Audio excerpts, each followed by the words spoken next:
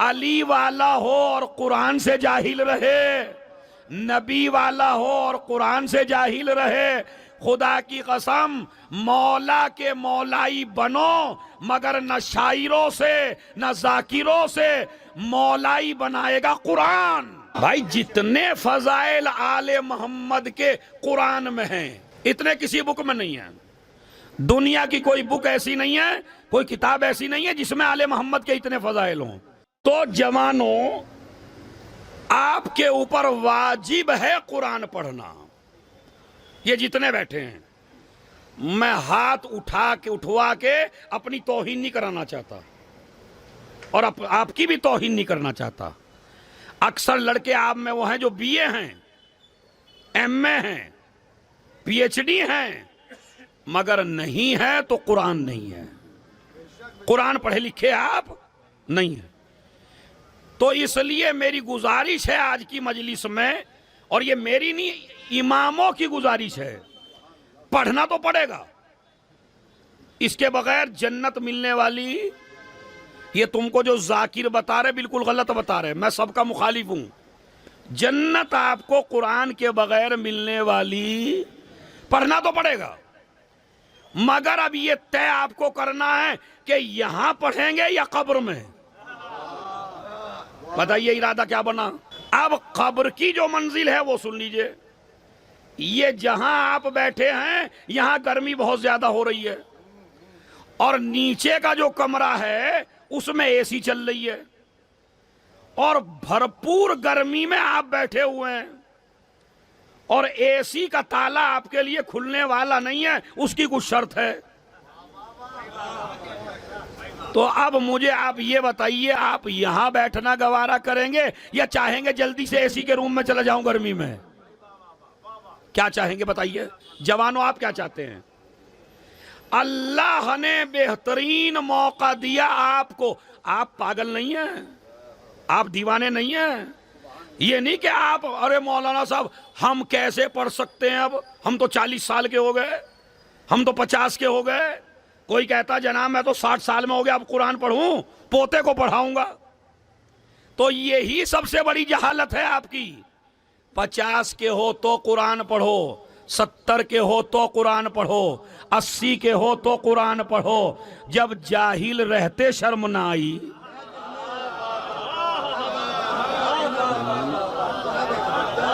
अरे भाई जब जाहिल रहते शर्म नहीं आ रही है तो आलिम बनते क्या शर्म आ रही है? अच्छा, कुरान पढ़ते ही वे शर्म आती है, बस फितना बोते शर्म नहीं आती, कौम को लड़वाते शर्म नहीं आती, पार्टी बाजी कराते शर्म नहीं आती, सारी शर्म है कुरान में। नहीं, खुदा की कसम, आज ये सलमान भाई के घर का एक बेहतरीन पैगाम है जवानों को। अब तो ऑनलाइन क्लासेस चल रही है भाई। क्या वो जवान जो पूरी रात 2 घंटे इंटरनेट इस्तेमाल करता है बिस्तर पे लेट के, और न जाने क्या क्या देखता है, ये पता नहीं क्या क्या देखता है। आज ये ना समझिए कि अपनी बेटी को पर्दे में रख के आप ये कह रहे हैं मेरी बेटी तो जनाब घर में है, महफूज है, पर्दे में है। अरे पर्दे में नहीं है इस वक्त कोई भी। जब पूरी दुनिया ही बेटी के हाथ में दे दी, ये मोबाइल, क्या पता कंबल में लेट के आप क्या देख रहे हैं, कुछ पता है आपका?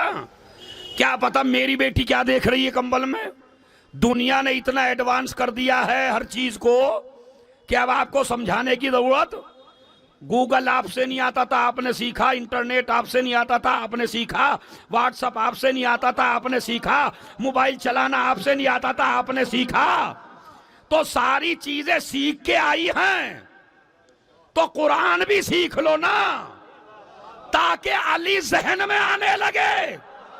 एक जवान लड़का खाली मजलिस से इरादा करके उठ जाए कि मौलाना मैं कुरान पढ़ूंगा। एक जवान कम से कम वो सूरे तो पढ़ ही जाएगा जो नमाज में पढ़े जाते हैं। यानी अगर तू नमाज जमात में ना जा सके तो इतना भी तो जाहिल ना हो कि तू फातिहा के भी लायक ना हो। मैं बहुत बड़ा जुमला कह दिया आपकी खिदमत में। आजकल फैशन चला है अब्बा के चेहलुम का, पैंट में हाथ दिए ऐसे खड़े हैं, मौलाना फातिहा दे दीजिए। देखा कितना बड़ा मिनिस्टर है ये, समझ रहे आप। इंतजाम कर दिया है अच्छे खाने का, इंतजाम कर दिया 72 खाने का। मैं ये नहीं कहता 72 ना रखिए, आप 1 करोड़ खाने रख दीजिए, मगर उसी बेटे को रखने का हक है जिसने बाप को खिलाया भी हो।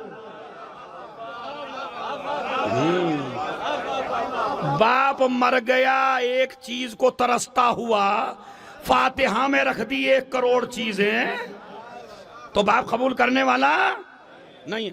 तो मैं जो कह रहा हूं, कम से कम इतने तो बन जाइए कि अपने अम्मा अब्बा को फातिहा पढ़ सकें। ये कहीं नहीं है कि मौलवी से दिलवाओ भाई। आज मैं मौलवी के खिलाफ पढ़ रहा हूं, बस कहीं नहीं है फातिहा इन्हीं से दिलवाओ।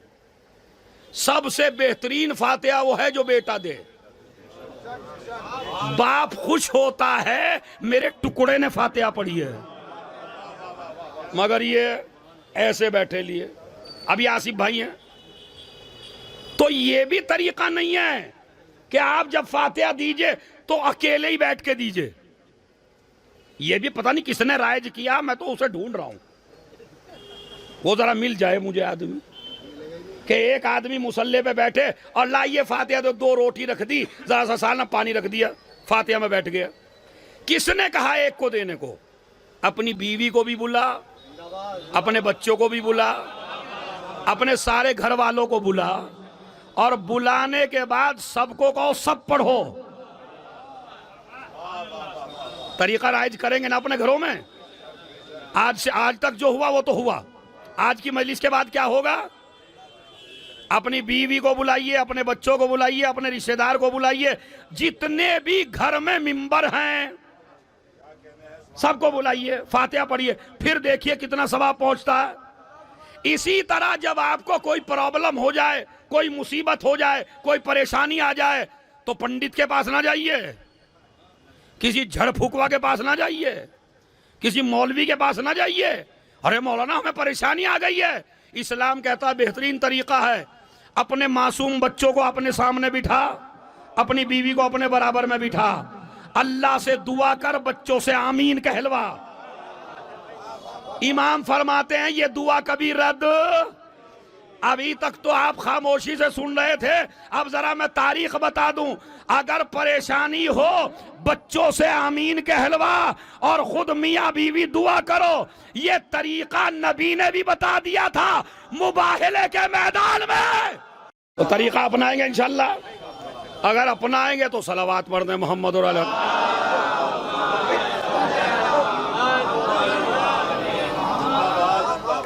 तबलीग आपको हो गई। अब वो सुन लीजिए जो आखिरी हदीस है।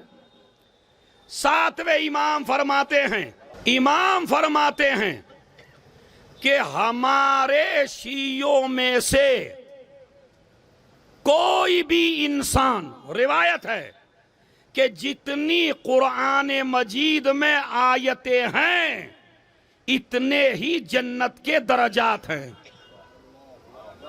फिर सुन लीजिए, जितनी कुरान मजीद में आयतें हैं इतने ही जन्नत में दर्जात हैं।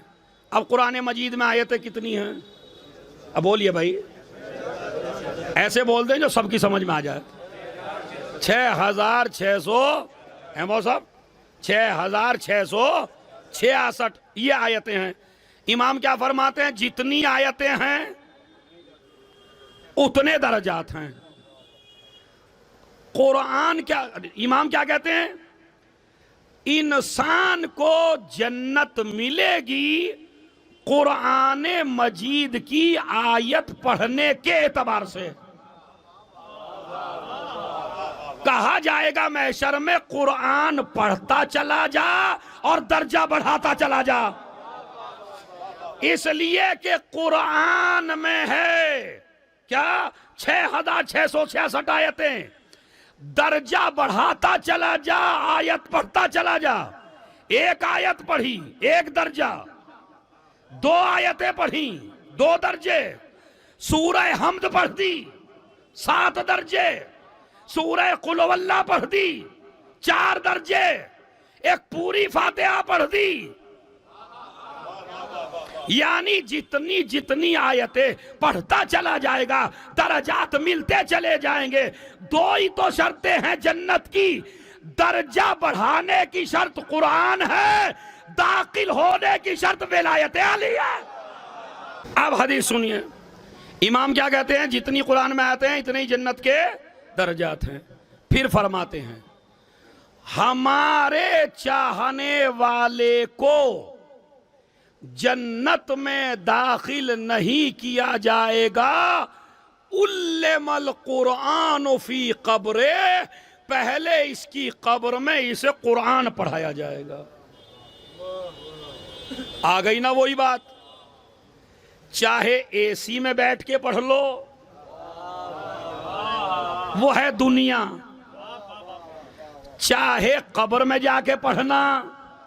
अच्छा, जितनी देर कुरान पढ़ने में लगेगी इतनी देर जन्नत में जाने में लगेगी, तो बेहतर है यहीं से पढ़ लो ना। इमाम कहते हैं नहीं, मुमकिन नहीं है, मुमकिन नहीं है, कोई आदमी नहीं जाएगा जन्नत में, और खुसूसन हमारा चाहने वाला जन्नत में जा ही नहीं सकता जब तक इसे कुरान ना पढ़ा दिया जाए। तो चाहे तो मौलवियों से पढ़ लो, चाहे मलाइका से पढ़ लो, पढ़ाएंगे दोनों सख्ती के साथ, तो बेहतर है यहीं पढ़ लो। तो अब ये तो मैंने हदीस सुना दिया आपको, यहां नहीं पढ़ोगे तो पढ़ोगे जरूर, मगर पढ़नी है।